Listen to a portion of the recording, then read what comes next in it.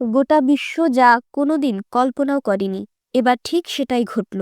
রাশিয়ার দাবি, মাত্র ২ দিন আগেই প্রেসিডেন্ট ভ্লাদিমির পুতিনের বাসভবন লক্ষ্য করে চালানো হয়েছে ইতিহাসের অন্যতম বড় ড্রোন হামলা।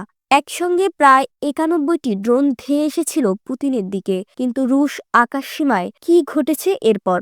আর কেনই বা হঠাৎ আর্কটিক উপকূলে বিশ্বের সবচেয়ে ভয়ঙ্কর সব মারণাস্ত্র জড়ো করছে রাশিয়া? আজকের ভিডিওতে আমরা বিশ্লেষণ করব রাশিয়ার এই নজিরবিহীন যুদ্ধ প্রস্তুতির আসল কারণ। হামলার খবর ছড়িয়ে পড়তেই নড়েচড়ে বসেছে আন্তর্জাতিক গোয়েন্দা সংস্থাগুলো। রুশ এয়ার ডিফেন্স সিস্টেম দাবি করেছে পুতিনের বাসভবনের ২ কিলোমিটার ভেতরে ঢোকার আগেই ওই ৯১টি ড্রোনকে ধ্বংস করা হয়েছে। কিন্তু আসল খেলা শুরু হয়েছে এরপর। রাশিয়ার অত্যন্ত গুরুত্বপূর্ণ উত্তর উপকূল বা আর্কটিক অঞ্চলে এখন শ্বাস রব।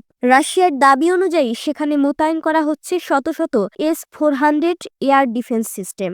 এই সিস্টেমটি প্রায় ৪০০ কিলোমিটার দূর থেকে শত্রু বিমান বা মিসাইল শনাক্ত করে একাই ৯০টির বেশি টার্গেট লক করতে সক্ষম। অর্থাৎ রাশিয়ার আকাশে মাছি গলে যাওয়ার সুযোগ রাখছেন না পুতিন। প্রস্তুতি এখানেই শেষ নয়।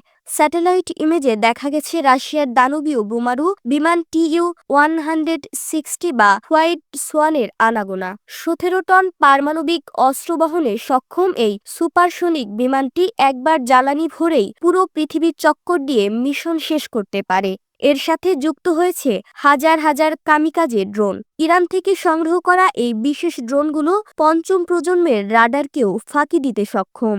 কিন্তু প্রশ্ন হলো, আত্মরক্ষার জন্য S-400 ঠিক আছে, কিন্তু হাজার হাজার আক্রমণাত্মক ড্রোন আর পারমাণবিক বোমারু বিমান কেন প্রস্তুত রাখা হচ্ছে? তবে কি রাশিয়ার বড় কোনো কাউন্টার অ্যাটাকের ছক কষছে? গোয়েন্দাদের কপাল চিন্তার ভাঁজ ফেলেছে রাশিয়ার সুখোই 57 বা স্ট্রিট ফাইটার জেটের উপস্থিতি।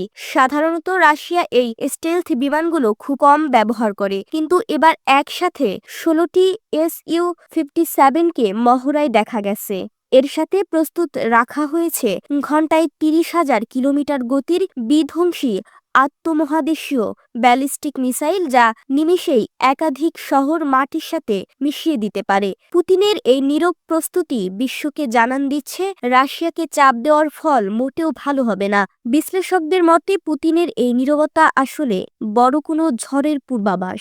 রাশিয়া কি শুধুই শক্তি প্রদর্শন করছে, নাকি তৃতীয় বিশ্বযুদ্ধ কড়া নাড়ছে দরজায়?